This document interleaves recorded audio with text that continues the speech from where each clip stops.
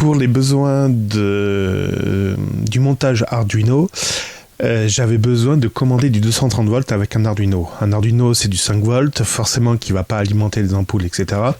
Et donc, je savais qu'il fallait que j'utilise un truc pour pouvoir faire une commande en 230 volts. Jusqu'à présent, je m'étais concentré sur un système de transistors et je me suis rappelé d'un schéma quand j'étais jeune qui permettait de piloter des lampes. C'était un chenillard, en fait, comme vous pouvez le voir.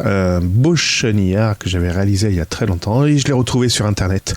Et en fait, le truc magique, c'est qu'il y a des triacs.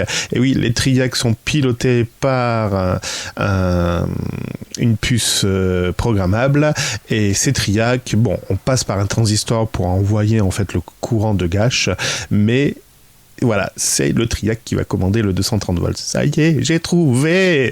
Enfin, je vais pouvoir piloter sans avoir besoin de relais. Je vais pouvoir piloter du 230 volts. Donc voilà, le transistor qui va me permettre de piloter le triac. Donc il va falloir des transistors et des triacs. Il va falloir que j'ajoute ça sur ma commande du Père Noël. Alors, je suis allé sur le site Sonoélec. Enfin, j'ai retrouvé ce schéma sur le site sonelec-musique.com et en fait, c'est riche d'enseignements. Ce site est riche d'enseignements. Donc, mis à part avoir retrouvé le schéma du chenillard, j'ai retrouvé également des infos concernant les triacs, parce que je me souvenais même plus du tout comment ça se montait. Oui, l'électronique, avec moi, c'est très loin, c'est très loin. Donc, je me souvenais plus comment fonctionnait un triac, donc ça m'a permis de me replonger dedans. Alors, j'ai parcouru, parce que je vais pas repartir dans la section électronique. Si je l'ai laissé tomber, c'est qu'il y avait une raison. Mais par contre, j'ai de bonnes bases qui me permettent de comprendre certaines notions, et donc notamment pour pouvoir piloter le triac et piloter du 230 volts. Donc je vous disais, sonelec-musique.com me permet d'avoir plein d'infos sur le triac, et notamment qu'un triac, ça permet d'avoir... on a plusieurs références de triac qui permet, suivant le courant qu'on veut piloter, avoir une référence. En fait, ça va conditionner le prix du triac. Là, en l'occurrence, la première version, le TIC 206, permet d'avoir un courant de 4 ampères. Ce qui est intéressant, c'est que le courant d'amorçage et le courant de maintien n'est pas très élevé. C'est de l'ordre de 2,4 mA. Donc, ça veut dire qu'on peut piloter une puissance de... c'est simple, on prend une calculatrice et on fait 4 ampères multiplié par 230, ça fait 920 watts. Voilà, on peut piloter 920 watts. Pour un radiateur, c'est un peu faiblard, donc il faudrait monter de version, peut-être prendre un BTA 06 ou 08. 08, ça nous permet de monter à 2000, un peu moins de 2000 watts.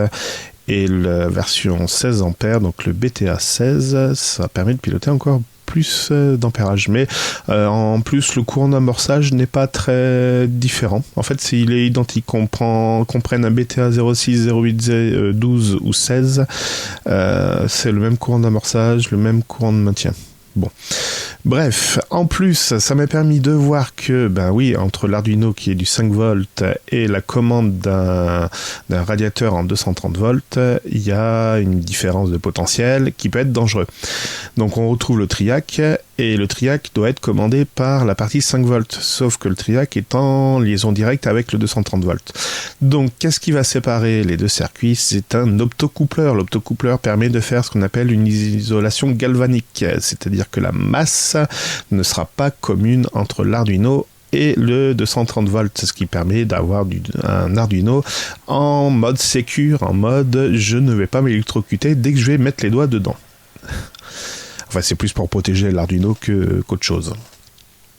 Donc voilà, sur le site de sonelec-musique.com, j'ai plein de schémas de protection. Donc là, c'est un schéma évolué. Donc moi, je vais plutôt opter pour ce schéma-là, avec le MOC 3021, sans résistance, mais simplement un opto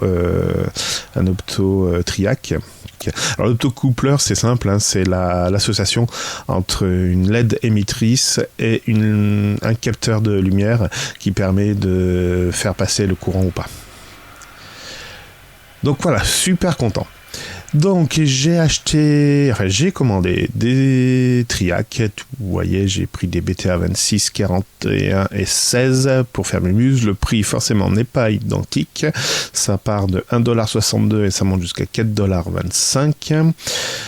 Frais de port inclus, ça fait du bien. Et j'ai acheté également des transistors, des 2N 2222. Alors je pense que j'en ai déjà. Et évidemment, je vais rajouter dans ma liste pour le Père Noël, je vais rajouter un optocoupleur, donc le 3041, où il y avait une autre référence, je crois, c'était le 30, je sais plus combien.